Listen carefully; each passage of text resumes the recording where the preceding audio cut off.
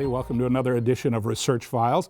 I'm your host, Gary Waddell. Tonight we'll hear about UNLV's exciting new partnership with the Lou Ruvo Center for Brain Health. We'll also talk to attorney Sara Gordon about her work in mental health, and you'll hear about an innovative new media campaign to combat terrorism. First, though, as always, Tom Piechota is here to catch us up on what's happening at UNLV. I know there's a big push this semester to do to expand the research centers here, and you have a new connection now with the Athlenogen company out of Canada. Can you tell us about that? Yeah, one of personal medicine.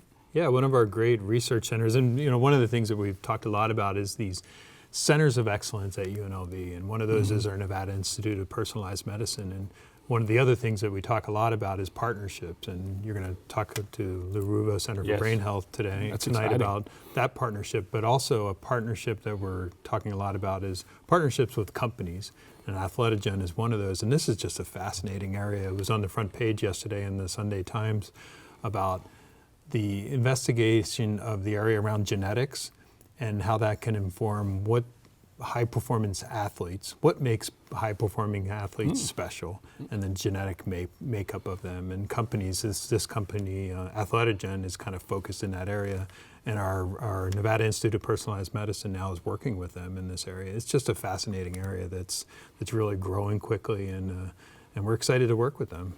Wow, very good. You have a ribbon-cutting ceremony coming up first of the month, 1st of December. Right. Another one of those partnerships is that I've talked about before is with Switch, the data company in town. Huge data company in town. So they have an innovation center out off the 215, and now our Office of Economic Development is located out there. We've got faculty using the high-performance computing facility out there. We've got outside partners that are using that now. So we want to celebrate that in December. We're going to have a ribbon cutting, really celebrating kind of what's going on out there and our presence out there also, which is pretty exciting. I have to look at the names of some of these things, but you understand you're involved with the NASA Mentor Protege Project. Yeah. What opportunities is that going to provide to students? So this is actually students that will be working as part of a NASA and some private sector partners also, Teledyne, that are going to be supporting students to go work in Huntsville, Alabama, where there's a strong NASA presence there. And they can work on really cool projects, some of these related to the space station. It's great experience for the students, great for the university to be working with NASA, and we hope to grow that program in a lot of different areas also. It's amazing you have time to teach out here on the campus with all the things that are going on, not you personally, but everybody. Yeah. It seems really, it's amazing. Great for the students and great for the faculty to be involved in these too. Good. Tom, thank you very much. Always fun to hear what's going on. All right. We appreciate it. When we come back, we will be talking with the Cleveland Clinic Lou Ruvo Center. Stay with us.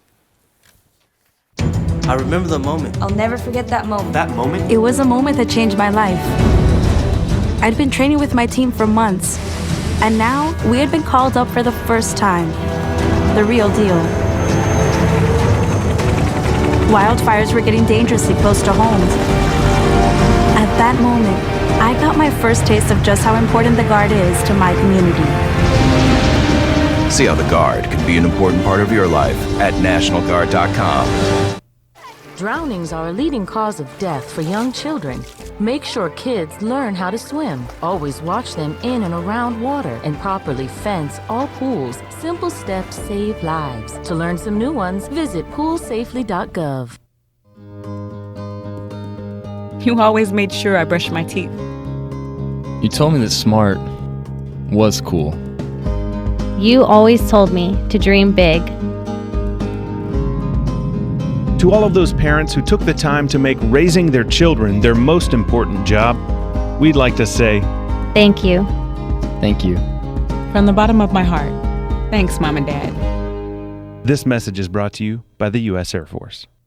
At what age is the color that your skin was meant to be no longer beautiful? Every year, millions of young women try to change the skin they were born with and say they'd die for darker skin. Sadly, some actually do. Melanoma is the second most common cancer in teens and young adults, and one person dies from melanoma every hour. Change your thinking, not your skin. Stop tanning. Learn more at spotskincancer.org. A message from the American Academy of Dermatology.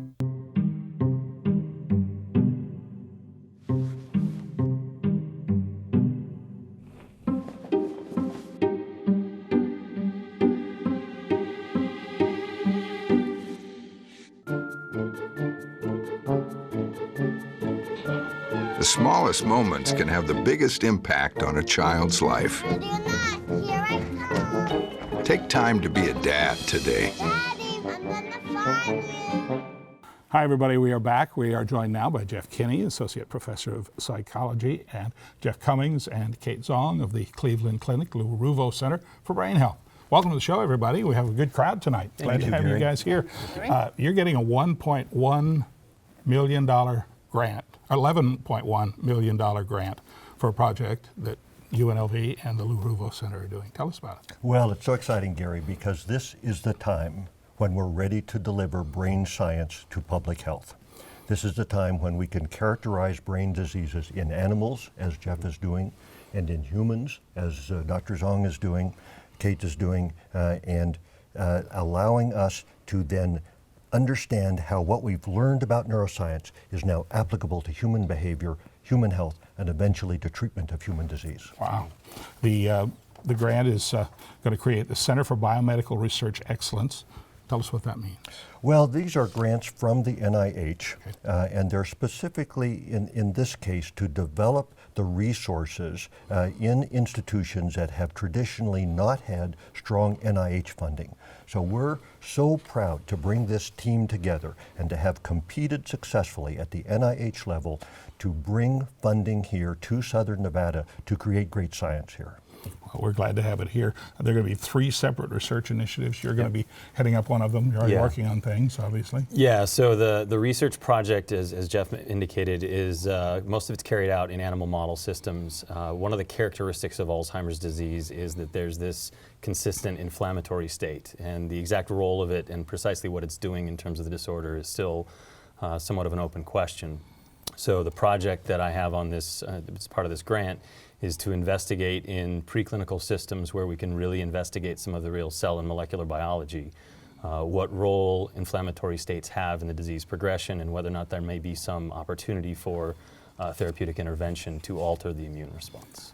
As a man who's had, my mother died of dementia, I don't know exactly whether it was Alzheimer's or not, and a friend of mine who has it now, this is important research for all of us as we start to get older. It is. I mean, the number of patients with Alzheimer's disease is only increasing, and Dr. Commungs and Dr. Zong can speak to that a lot better than I, but there is a tremendous need for better treatments. There's a tremendous need to better understand the disorder as a whole.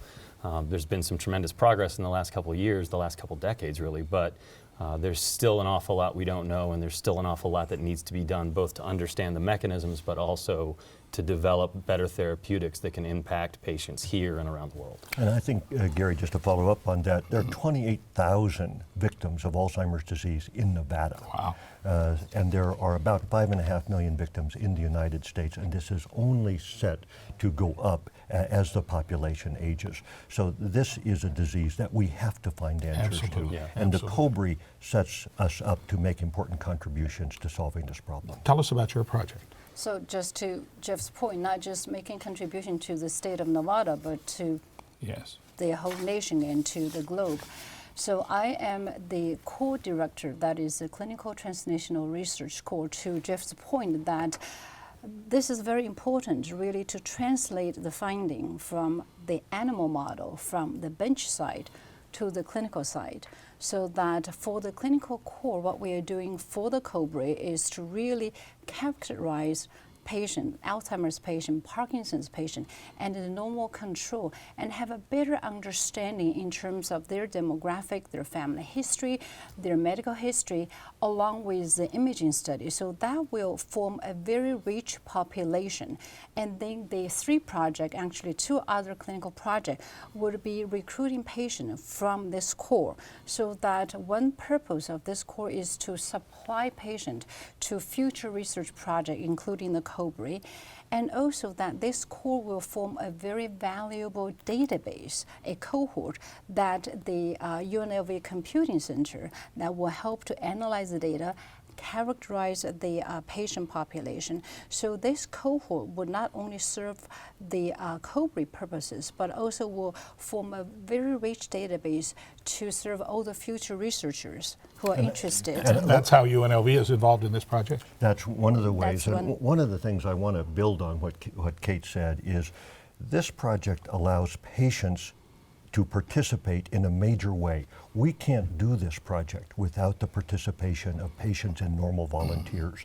So in some ways, we're empowering the patients to drive the science. That's the great part about this. And I think increasingly we're looking for patients to participate with us, to construct the future, and to help address the diseases that they themselves are suffering from and that their children and families are vulnerable to. So it's very important to get this message across that Absolutely. they can participate in both the clinical trials that we have in the Ruvo Center and in this particular project as part of the clinical core. We like to call them the citizen scientists because with their help, That's a good idea. their help, then we can advance science. This is really an honor for both UNLV and for Southern Nevada.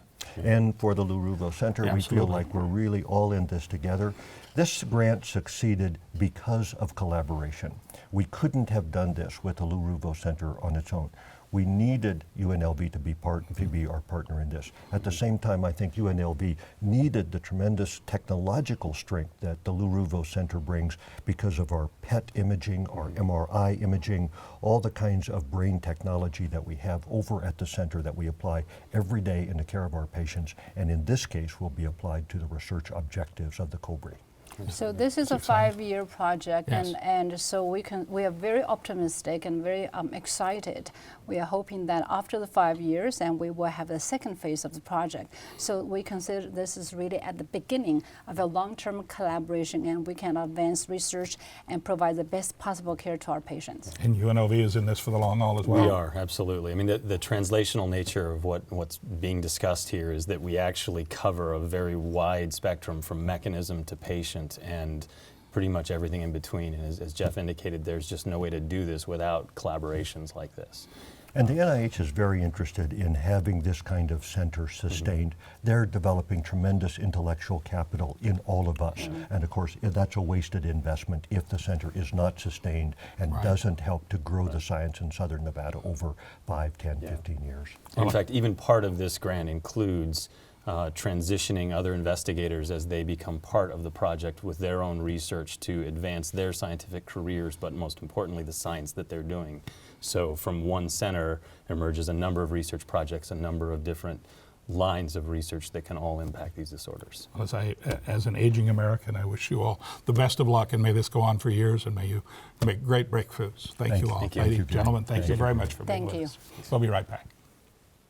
I realized at that moment, these people really needed us. And I was going to make a difference, right here in my community. Be there for your community at NationalGuard.com. Help support the Breast Cancer Patient Education Act, a bill that will help make sure women facing a mastectomy are told all their options about breast reconstruction. Visit broaddayusa.org for more information. Can I go to the sleepover? Lucy, I want you to promise me something. If there's any drinking, I want you to say, "No thanks, not my thing." Mom. I promise you, your real friends won't care. Deal? I promise, Mom. They really do hear you. Did you pack your toothbrush? For tips on how to start the talk, visit underagedrinking.samhsa.gov. A public service message from the Substance Abuse and Mental Health Services Administration. Lazy bones, loping through the day. I always seem to find the easy way, moving like your rolling grave. Never heard a word I say. All over America, entire families are backsliding. We're no longer just sedentary, we're stationary, and that's bad news for your bones. At any age, bones need weight-bearing activity to grow strong and stay strong. So go outside, take the steps, play with the dog. Just get up, get out, get moving. Never keep your bones that way. Never heard a word I say.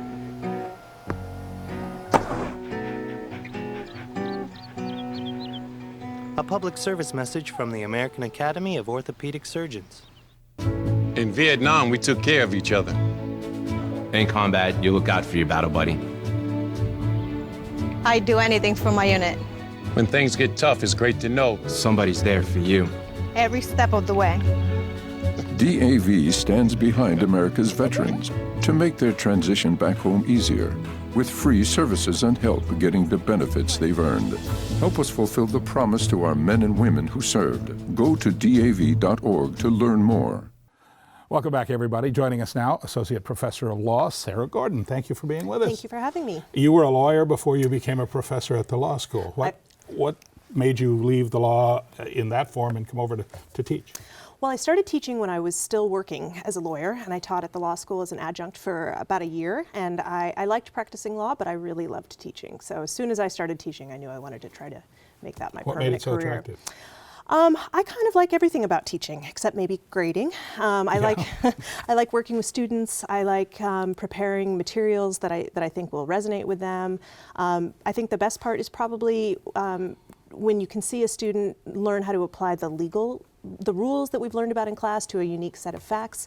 That's what they have to do in practice. And so I feel like my role is to not just teach them the law, but to give them sort of the confidence that they need to be able to apply that law to facts in a unique setting. That's what lawyers do, and so that's what we're trying to teach them to do. Kind of reach a broader field too, don't you, rather than just an individual case? Yeah, exactly. You're never going to be able to teach students every law. So what you really want to try to do is teach them the skills to learn that law for themselves when they need to. You had a grant from the state of Alaska to review statutes related to mental health there. What did you find?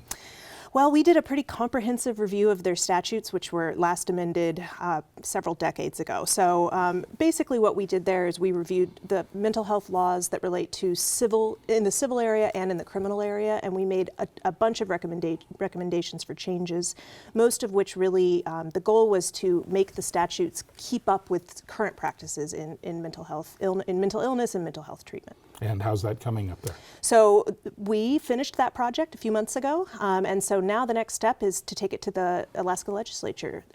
Starting in 2017, I believe that's our recommendations are supposed to go to the legislature. And similar issues here?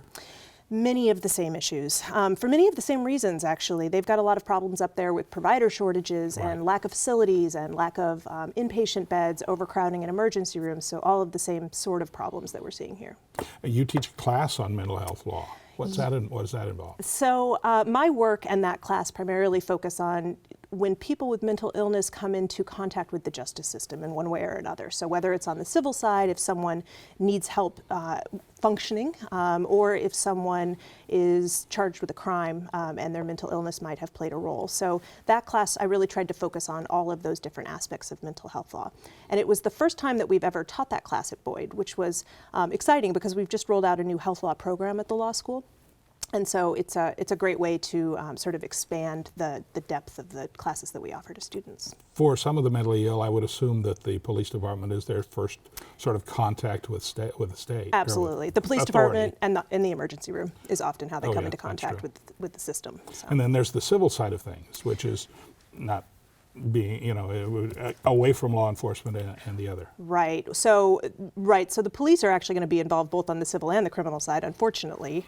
Often if someone has a mental illness, their family member is the one who's trying to seek help for them.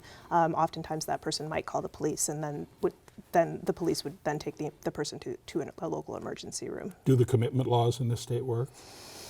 That's a tough question. I think that part of the big problem is that even if we have commitment laws on the books, we can't use them as much as maybe medical providers or mental health professionals would like, because we just don't have the beds for people. Yeah, that was going to be my follow-up question. Right. How are we doing on facilities? And I'm not going to make you a mental health expert here, but you certainly are looking at all of that. Yeah, absolutely. I mean, facilities is really where the rubber hits the road. We can say all we want to about civil commitment laws, and what those laws are, it doesn't really matter too much if we don't have a place to put people to provide them with services. Wow. Very good. Sara, thank you so much. Thank you so much. Appreciate you being here. Thank you. We'll be right back. I remember the moment. I'll never forget that moment. That changed my life. At that moment, it hit me. This is why I joined the Guard. We're soldiers, always ready to protect our country. But we've also got communities. Family, friends, neighbors who count on us. I couldn't believe it. I just saved a life. Somebody from my hometown. See what it means to be a citizen soldier at NationalGuard.com. Oh, hey, bud. Oh. Where are you headed? Just gonna hang out. It's a school night. With Gary and Todd? Yeah? Not sure about those two. I've been meaning to ask you. This is tougher than I thought. Is there any drinking going on in this crowd? No? I hope not, because alcohol can lead you to say things and do things that you really wish you hadn't. Isn't this what you're supposed to say? I know. So if any of your buddies ever pressure you to take a drink, just tell them you promised your dad you wouldn't. I'd do anything to keep you safe. Okay, I will. I hope this is working. I promise. Love you too, Dad. They really do hear you. Ryan. Yeah? So start the conversation even before they're teenagers. Good idea. For tips on what to say, visit underagedrinking.samhsa.gov. A message from the Substance Abuse and Mental Health Services Administration.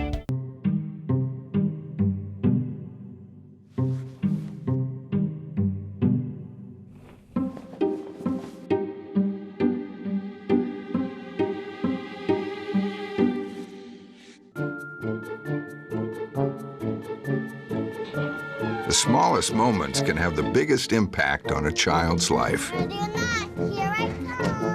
Take time to be a dad today. Welcome back, everybody. Joining us now is Olesya Venger. She is an assistant professor in the Greenspun School of Journalism and Media Studies here at UNLV. Welcome. Thank you very much. Thank you for having me. Obviously, talking about your interest, your studying of terrorism and talking about terrorism, we have to talk about Paris and the fact that, you know, all the world has been watching that this week. The president was talking about it at the G20 summit today and all of that. You have a campaign here on campus, or are starting one or working with one about anti-terrorism. Can you tell us about that? The name of the campaign is We Are Human, We Are All Human. The goal of this campaign is to show that we have many commonalities, all of us, despite everything, despite our religion, despite our beliefs, despite our joys, our fears. Yes, we understand that being human is sometimes very hard because all of us, we have our ups and downs.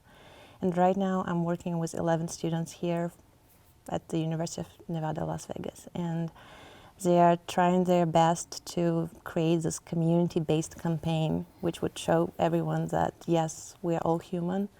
Let's unite through our commonalities and let's prevent any kind of radicalization from happening again. Is this part of a national effort? Is this just one here? We are a part of 45, basically we are only one university, but we are a part of 45 universities that are engaged in this effort. You look at this and you talk about the meaning of being human and all. How should we react to Paris, to what happened last Friday? Is there, I mean, I don't know, there's not a right way and a wrong way, we all do it but what should we sort of see there in your estimation? We are all humans. Mm-hmm. We are, yes, we are able to see things differently. Sometimes we misunderstand each other, but whenever we are speaking about Paris, whenever we are remembering what happened in Paris, first and foremost, we should remember all the good things that people from Paris were doing. They were hiding when this call was issued by the government, by the police, to get all people out from the street, just to clean the streets. People from Paris, people of Paris, they opened their doors, they opened their houses to... I saw that was amazing. Just to house those who were not able to go anywhere. They were not hiding, they were fearless, they were compassionate, they were human. Despite the fact that they didn't know whom they were opening their doors to. I heard the president today say that we are still going to continue to bring Syrian refugees to this country as we had planned to do. There are a couple of governors who have said, you know, not in my state. I mean, very quickly have said that. What's your reaction to their reaction? I have an example for you. Okay. We are all human. Yes. We misunderstand each other very much, and I'm going to show to you. What do you think that is? I do not know. I know it's a sack, but... It's a sack. My mom went to Greece last summer, and she brought to me this present, and it was it was a bottle of, it was actually an alcoholic beverage here in the sack. But right now I'm using it for my keys. And many people from other cultures, they would look at the sack and they would tell us, well, probably she carries money over there. Other people would say, well, it's a very pretty sack because it's embroidered, it has those cute things on it. My point is, whenever we see a different thing, we are scared. Don't jump to conclusions. Because we do not understand what that is, because that might be scary, because for so many reasons we are scared of exploring things. What would have happened if we suddenly stopped exploring things? Yes, I agree, yes, absolutely. Well, good luck with your campaign. Thank you. And good luck with all of that, and we'll all be sort of watching what happens there and here and how everybody deals with it, and we thank you so much for that. Thank you. Have a good day. You too. Thanks. And that's it for us for tonight. Thank you very much for being with us, and we will see you on the next edition coming up. We hope you'll join us then. Bye-bye.